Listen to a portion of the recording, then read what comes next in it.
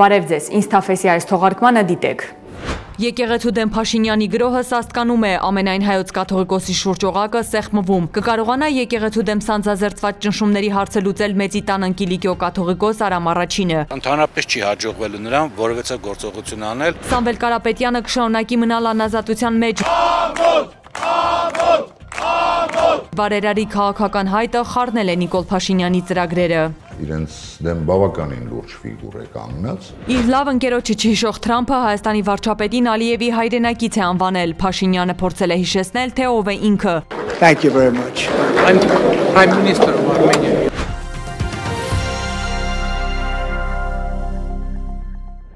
Վերջին 5 ամսվա ընթացքում իշխանությունը կալանավորում է հայ առաքելական եկեղեցու 3-րդ բարձրաստիճան հոգևորականին։ Եկեղեցու դեմ արշավ սկսած Փաշինյանի իշխանության թիրախում այս անգամ Արագածոտնի թեմի առաջնորդն էր Մկրտիչ եպիսկոպոս Պրոշյանը, ով դատարանի որոշմամբ հոկտեմբերի 16-ին կալանավորվեց 2 ամսով։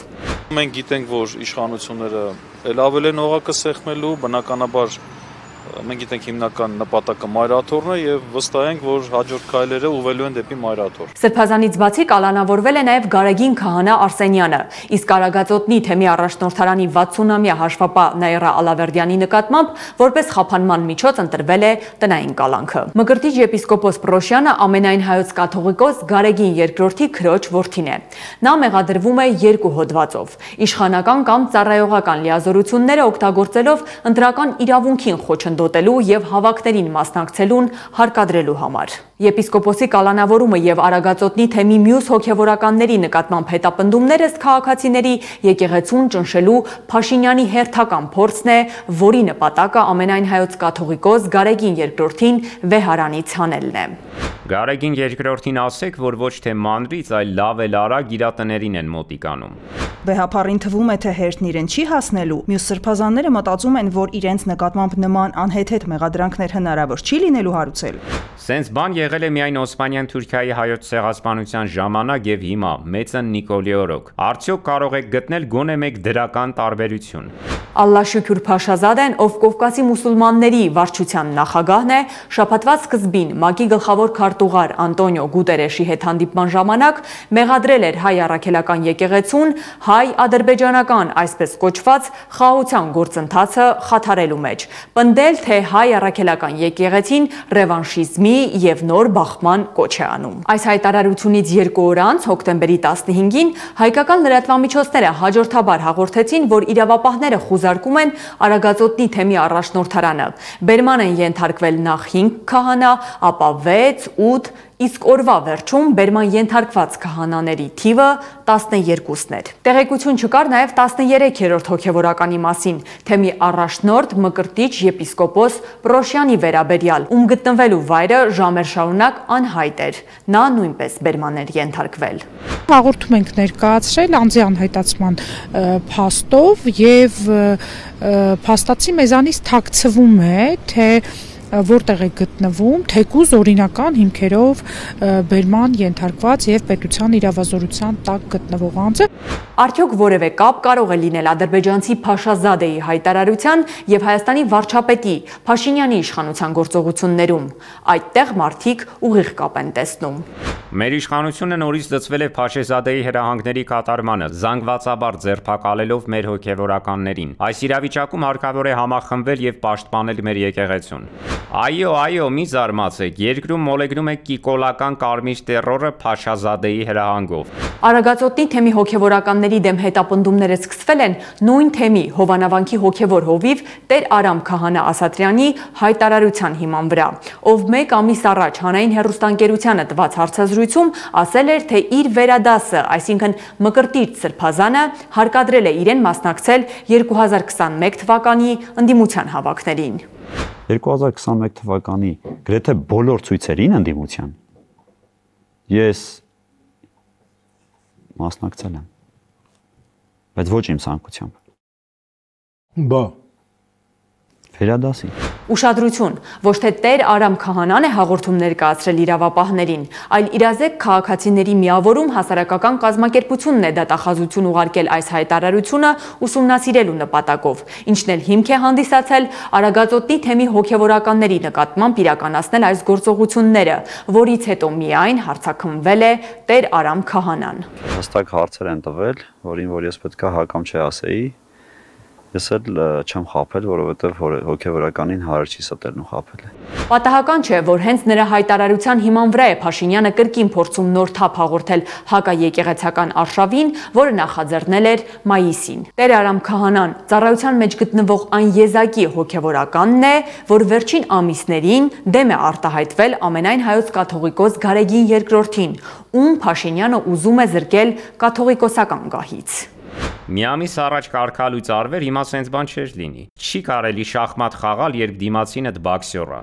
Այսքան հուդաներ ու եզաբելներ որտեղից այս փոքր առաջինը քրիստոնեությունը որպես պետական կրոն ընդունած երկրում։ Կայեն, ինչու բռնել տվիր քո եղբայր Աբելին։ Արամ Քահանա Ասատրյանը դեռ չի հասկացել, թե ինչ մասշտաբի են իրեն օգտագործելու։ Նրան դեռ իր թևերի տակ ձմերուկ դնողները հանելու են խարտոցի վրա եւ քարշ տան մինչեւ իր մարդկային եւ հոգեվոր արժանապատվության ավարտը։ Մայր Աթոր Սուրբ Էջմիածինը դատապարտել է իշխանության հակաեկեղեցական արշավն ու կոչ արել դատական եւ իրավապահ մարմիններին գործել օրենքի շրջանակներում եւ տուրք չտալ պաշտոնեական լիազորությունները չարաշահող պետական գործիչների կամայականություններին եւ խմբային շահերին։ Ցավալի այս իրավիճակի ողջ պատասխանատվությունը կրում է օրվա իշխանությունը եւ անձամբ երկրի վարչապետը, որ տևական ժամանակ ատելության խոսք ու անանդուրժողականություն է տարածում եկեղեցու եւ եկեղեցականների նկատմամբ, բացահայտ ոտնձգություններ կատարում եկեղեցու դարավոր կարգերի հանդեպ։ Ըստ այդմ էլ այս ակնհայտ ոչ իրավական քրեական գործընթացների քաղաքական բնույթը ակնառու է դառնում, երբ դրանք անմիջապես հաջորդում են վարչապետի հայոց եկեղեցին թիրախավորող հայտարարություններին։ Իսկ Փաշինյանը հերքում է, թե հարձակում է սկսել հայ առաքելական եկեղեցու դեմ։ Այն գործընթացները, որոնք տեղի են ունենում եւ որոնց մասին հայտարարվում է,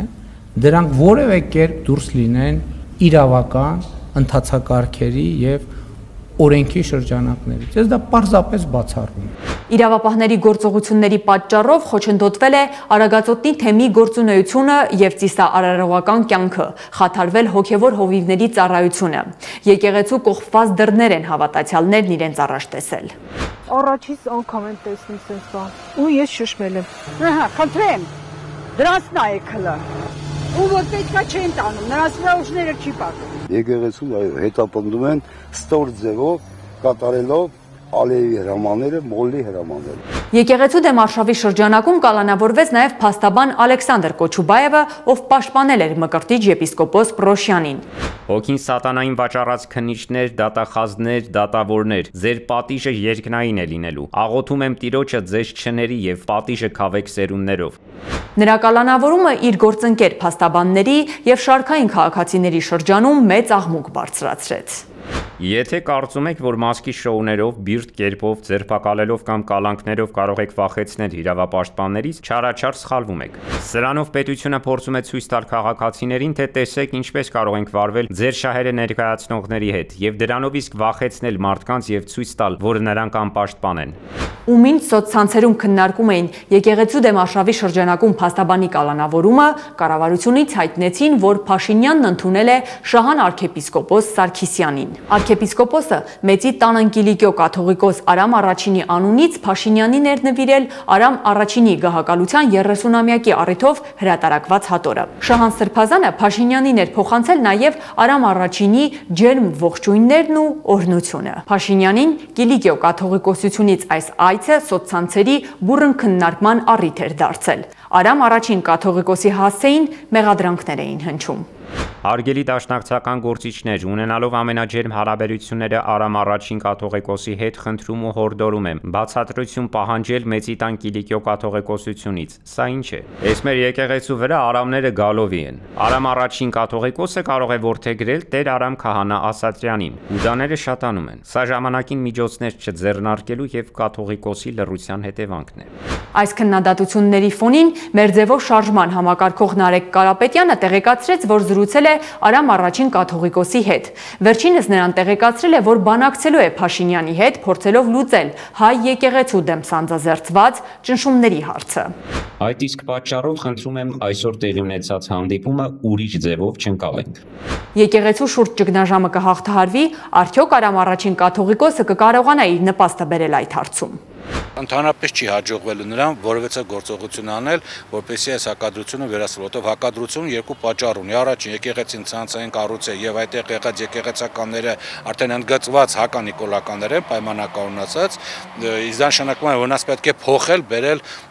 չգիտեմ, պրոիշխանական քարոզիչներով, իսկ այս պայդրությամբ ընդամենը 2 թե 3 հոգի են, թե 1 հոգի է, որը պրոիշխանական ուրեմն գործիչ ունի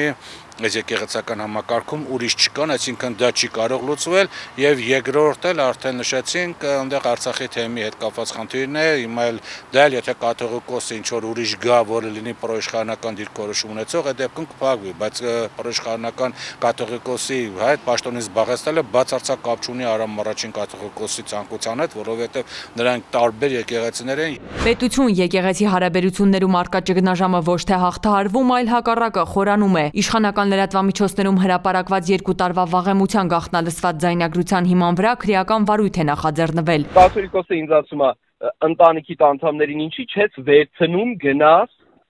միտինգ անես Նիկոլի դեմ։ Ձայնագրության մեջ ենթադրաբար կաթողիկոսի նախկին գավազանակիր Աղան Աբեղան Նաթան arczepiskopos-ի հետ զրույցում դժգոհում է, թե կաթողիկոսը իրեն ստիպում է մասնակցել հակաիշխանական ցույցերի։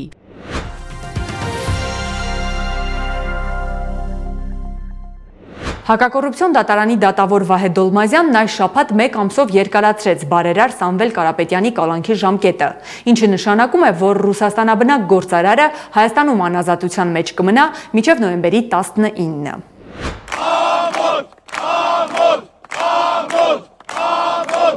Միջնորդությունը դատարանը քննեց 2 օր, ընդհանուր ավելի քան 20 ժամ եւ որոշեց մասնակի բավարարել այն։ Քննիչները պահանջել էին 2 ամսով երկարացնել Սամվել Կարապետյանի կալանքի ժամկետը։ Դատավոր Դոլմազյանը 30 օրով երկարացրեց այն։ Դատարանը շեշտեց, որ առավելապես որպես խափանման միջոց կիրառելու հիմք փախուստի վտանգն է, այսպես ասած։ 4 ամիս անազատության մեջ գտնվող Սամվել Կարապետյանն ըստ պաշտպանների ենթարկվում է քաղաքական հետապնդման։ Ինչու, որովհետև Փաշինյանի նախաձեռնած հակաեկեղեցական արշավի ժամանակ Կարապետյանն այն եզակի գործիչներից մեկն էր, որ պաշտպանեց հայ առաքելական եկեղեցուն։ Մի փոքրիկ խմբակ մոռանալով հայոց պատմությունը, հայ եկեղեցու հազարավոր տարիների պատմությունը հարձակվել է հայ եկեղեցու վրա, հայ ժողովրդի վրա, քանի որ ես միշտ եղել եմ հայոց եկեղեցու կողքին ու հայ ժողովրդի կողքին, ունենալու եմ անմիջական մասնակցություն, եթե չհաջողվի քաղաքական գործիչներին, ուրեմն մենք էլ մեր ձևով ենք մասնակցելու այդ ամեն ինչին։ Փաշինյանի այս հրահանգը հասկացել էին նրան ենթակա իրավապահները եւ իշխանության զավթման կոչի պատրվակով մեղադրանք առաջադրել Կարապետյանին։ Այս 4 ամսվա մեջ գործարարին եւս 2 մեղադրանք է առաջադրվել, որոնք տնտեսական բնույթի են, առնչվում են փողերի լվացմանը։ Դատարանը սակայն այս մեղադրանքներում հիմնավոր կասկած չի գտել։ Ինչ վերաբերում է կոչերին, պատկերացումը կարծես այնպիսինն է, որ այս 1 ամիսը երկարաձգվում է 1 տրամաբանությամբ, կամ ավարտեք գործը ուղարկեք դատարան, կամ ընդհանրապես ավարտեք։ Միլիարդատեր Սամվել Կարապետյանի դեմ իշխանության նախաձեռնած այս հարձակումը ասոցացվում է ոչ թե իրավական գործընթացի, այլ քաղաքական հաշվեհարդարի հետ։ Սա Նիկոլ Փաշինյանի ու ՔՊ-ի կողմից ղեկավարվող քաղաքական հետապնդման ցայտուն դրսևորում է։ Սա բացի խայտարակ քաղաքական հետապնդում լինելուց իսկապես նաև մեծագույն երախտամոռություն է։ Նման մասշտաբի մարդուն, ով հարստացել է Հայաստանից դուրս, բայց միշտ ու մեծ պատրաստակամությամբ է ծառայել Հայաստանի պետությանը եւ ժողովրդին, պետք է արժանիորեն գնահատել եւ շնորհակալ լինել, այլ ոչ թե կալանավորել ու պահել բանտում։ Իսկ ինչու է Փաշինյանը շարունակում անազատության մեջ պահել Սամվել Կարապետյանին։ Ըստ փորձագետների, Փաշինյանը վախենում է քաղաքականություն մտնելու հայտ ներկայացրած Կարապետյանի պոտենցիալից, որը բավական բարձր է։ Իշխանությունները կարծում եմ այնուամենայնիվ բավականին ջղաձգված են Սամվել Կարապետյանի թիմի, անձամբ Սամվել Կարապետյանի, հասկանալով, որ այնուամենայնիվ իրենց դեմ բավականին լուրջ ֆիգուր է կանգնած։ Իշխանությունը տեսնում է, որ շարժումը թափ է հավաքում ու լեգիտիմ է թափ հավաքում, այսինքն ստիպողական գործիքներ չկան, մարդիկ կամովին փորձում են միանալ, հասկանալով, որ այդտեղ հնարավորություն կա երկրում իրավիճակ փոխելու մասով, թե իրենց սեփական կյանքում, թե երկրի ապագայի մասով։ Հետևաբար այդ տեսանկյունից տրամաբանական էր այս process-ը։ Սամվել Կարապետյանի դեմ գրոհի շրջանակում իշխանության համար արդարացի են բոլոր միջոցները, առանց բացառության։ Դրանցից մեկն էլ գործարարի միջազգային փաստաբան Ռոբերտ Ամստերդամի այս հայտարարության վերաբերյալ հարձակումներ։ We intend to fight this case politically. Այս գործի դեմ պայքարելու ենք նաև քաղաքականապես։ Every day. Ամեն օր, ամեն ռեժիմով, մինչև չավարտի մարդը։ We will attack Armenia every day until he is freed. Հայաստանին գրոհել ենք ամեն օր մինչև այդ մարդուն չազատվի։ We will attack Pashinyan every day. Փաշինյանին ամեն օր ռեժիմով գրոհելու ենք։ We will not stop. Չենք դադարելու։ While Mr. Pashinyan is holding political prisoners, we will speak about it every day. Քպականները իրար հերթ չէին տալիս արձագանքելու Կարապետյանի պաշտպանի այս ելույթին։ Facebook-ում աղմուկ բարձրացրեցին, թե իբր Ամստերդամը հակապետական սպառնալիք է հնչեցրել։ Գլուխներդ պատին եք տալու, դուք էլ, պարոն փաստաբան, Հայաստանը գրոհեր պատրաստվող յուրաքանչյուրն էլ։ Հայաստանի դեմ գրոհողի բերանը կմնա Հայաստան պետության համը։ Հայաստանում սկի ընտրված պաշտոնյան ձեռքը սեղանին չի խփում, իսկ Սամվել Կարապետյանի փաստաբանը ձեռքը սեղանին խփելով ու վարչապետին հաթաթա տալով ասում է. «Սա ավտորիտարիզմ է, ու թե Հայաստանին գրոհելու ենք ամեն օր, մինչև այդ մարդուն չազատեն»։ Այստեղ հիշեցում քպական պատգամավոր Արման Եղոյանին, ընդամենը մի քանի դրվագ իր թիմակիցների սպառնալից հայտարարություններից։ Այս ժանգոտ մեխերը հանելու համար է։ Այս ժանգոտած մեխերին, այդ թվում մեզ մարզի, հունիսի 21-ից անձամբ եմ զբաղվելու իրանցով, Լեզուն կկտրենք նրա, ով կհամարձակվի մեր ժողովրդին անվանել ադրբեջանա-թուրքական ինչ-որ խումբ։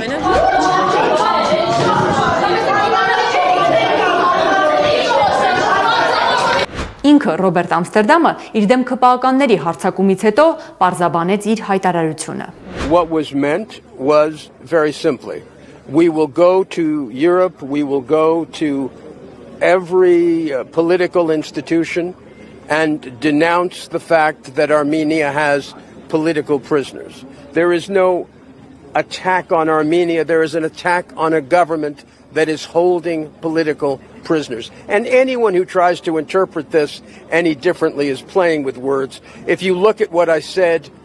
yesterday, the words are very, very clear and specific. Ես նկատի ունեի, որ մենք կդիմենք, կգնանք Եվրոպա եւ կփորձենք այդտեղ ներկայացնել բոլոր քաղաքական հաստատություններին, կներկայացնենք, որ այստեղ Հայաստանում կան քաղբանտարկյալներ եւ երեք այն բառապաշարը, որ ես օգտագործել եմ, այն ձևակերպումը ես որը օգտագործել եմ, այսինքն այնպես ինչպես փորձում են դա ինտերպրետացնել, մեկնաբանել, դա զուտ բառախաղ է։ Արդեն տեղեկություններ կան, որ իշխանությունը կփորձի սահմանափակել Սամվել Կարապետյանի միջազգային փաստաբան Ռոբերտ Ամստերդամի գործունեությունը։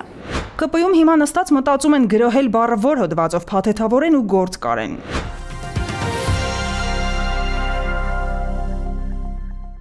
Վարչապետ Փաշինյանը, ում ազգանունը Միացյալ Նահանգների նախագահը մոռացել էր եւ դիմել էր նրան the other guy, այն մյուս տղան ձևակերպումով, հոկտեմբերի 13-ին Շարմ էլ-Շեյխում Գազայի պատերազմի ավարտին նվիրված գագաթնաժողովի ընթացքում որոշել էր Դոնալդ Թրամփին անձամբ հիշեցնել, թե ով է ինքը։ Thank you very much. Thank you very much. Prime Minister. Ես Հայաստանի վարչապետն եմ, շնորհակալություն։ Աստված օրհնի ձեզ եւ հիմա դուք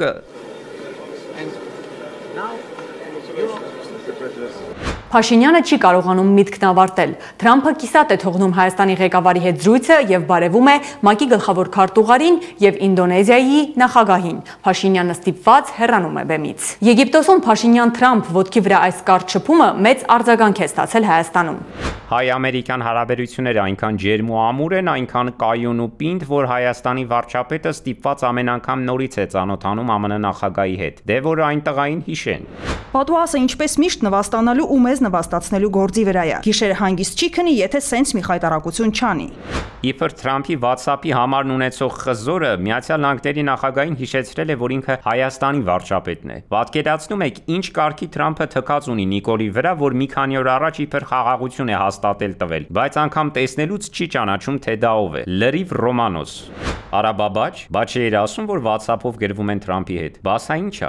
Իսկ ինչու էր Փաշինյանը որոշել հիշեցնել Թրամփին, որ ինքը Հայաստանի վարչապետն է, այն Հայաստանի, որն ի դեպ Թրամփը մի քանի անգամ շփոթել է Ալբանիայի հետ։ Մինչ այս աղմկահարույց տեսարանը Դոնալդ Թրամփը Մերձավոր Արևելքի խաղաղության գագաթնաժողովի հռչակագրի ստորագրումից առաջ հերթական անգամ գլուխ էր գովել, որ կարգավորել է անլուծելի համարվող հայ-ադրբեջանական հակամարտությունը։ Նա շրջվել էր դեպի Ալիևը եւ հարցրել, թե որտեղ է նրա հայրենակիցը, նկատի ունենալով Փաշինյանին, ում հետ օգոստոսի 8-ին Սպիտակ տանը իբր պատմական հռչակագիր էր ստորագրել։ Որտեղ է քո հայրենակիցը։ Իրար հետ հաշտեք, չէ։ Նրանք կռվել են 32 տարի եւ մոտավորապես 1 ժամում մենք կարգավորեցինք այն։ Այդպես է, չէ՞։ Եվ հիմա նրանք իրար հետ լավ են։ Գազայում 2 տարի տևած պատերազմի ավարտի մասին համաձայնագիրը ստորագրելուց հետո Թրամփը արդեն ասուլիսի համար նախատեսված դահլիճում կրկին առիթը բաց չի թողել հայտարարելու, որ ինքը իբր կարգավորել է Հայաստանի ու Ադրբեջանի միջև պատերազմը։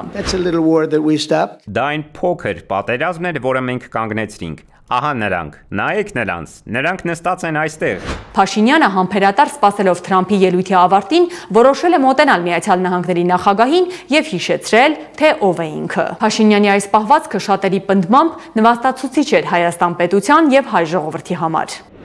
Թու խայտարակ եղանք։ Էս ինչ են անում այս նզովյալները։ Միակ բանը, որ Թրամփը լավ է հիշում Փաշինյանի մասին, այն է, որ այս տղան Ալիևի հայրենակիցն է։ Հետևությունները դուք արեք։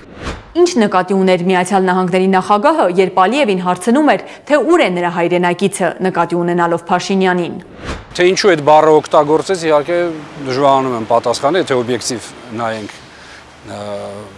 ընդհանուր իրավիճակին, բայց որ ինքը վերջին ամիսների ընթացքում բավականին ակտիվ արտաքին քաղաքական process-ներում է, խնդիրներ է փորձում լուծել, կարգավորել, խաղաղություն եւ այլն։ Ինչ-որ բաներ բնականաբար չի հիշում, խառնում է, մոռանում է, եւ սա կարծում գլոբալ գերտերության ղեկավարի համար նորմալ է,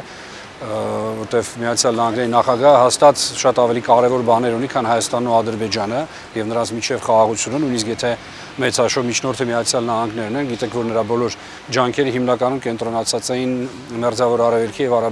Պաղեստին-Իսրայել կոնֆլիկտի վրա, այնպես որ կարծում եմ, որ այն